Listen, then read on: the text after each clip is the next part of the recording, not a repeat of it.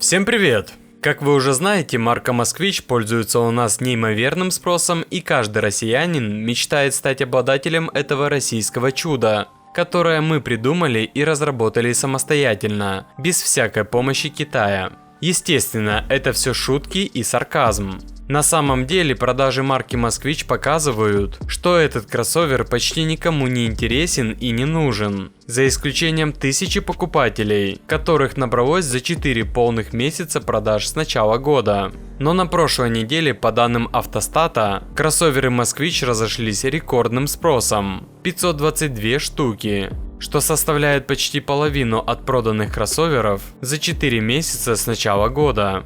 По итогам четвертой недели «Москвич» даже попал в топ-10 самых продаваемых автомобилей и занял почетное последнее место. Но разве это не успех? По всей видимости, такой успех настолько вскружил голову руководителей завода, что они решили переписать стоимость кроссоверов «Москвич 3» и «Москвич 3E». Естественно, они не подешевели. Когда в нашей стране дешевели автомобили? Всего же прибавка в стоимости составила от 22 до 58 тысяч рублей. Бензиновый Jack GS4, точнее Москвич 3, подорожал во всех комплектациях на 22 тысячи рублей. Ранее кроссовер стоил от 1 миллиона 970 тысяч рублей. Теперь же начальная цена 1 миллион 992 тысячи рублей за версию с механической коробкой и турбированным мотором. Та же комплектация, но с вариатором, ранее оценивалась в 2 миллиона 35 тысяч рублей. Теперь же цена составляет 2 миллиона 57 тысяч рублей.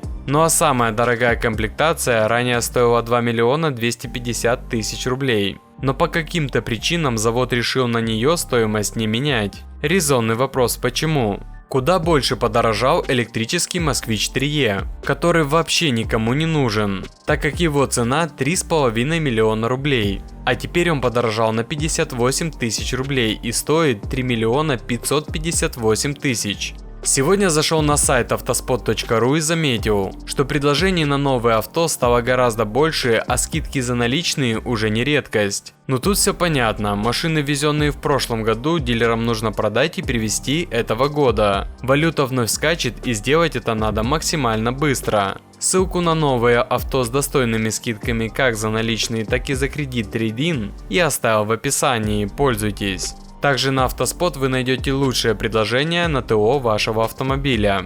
Да, прибавка в цене москвичей небольшая, и для двух версий составляет порядка 1,5%. Но с чем она связана? Официальных заявлений от завода пока еще не поступало, но вероятнее всего будут опираться на инфляцию, курс рубля и логистику, как это было всегда. А точных ответов нам никто не даст. Интересно одно: разве генеральный директор завода Пронин сам не видит, что простые люди покупать эти кроссоверы не хотят, а вечно поставлять китайские кроссоверы с переклеенными значками в полицию, такси и каршеринг просто не получится? А сейчас у людей появится еще больше негатива на фоне роста цен. И даже те люди, кто задумывался о покупке этого кроссовера, могут просто передумать. Походу, причин для роста цен нет, поэтому подняли без причины. В России дорожает все лишь в 3 случаях: когда нефть дешевеет, когда нефть дорожает, когда цена на нефть остается той же. Ну а как считаете вы, что надо делать в отсутствии спроса? Повышать цены как Москвич? Пишите в комментариях.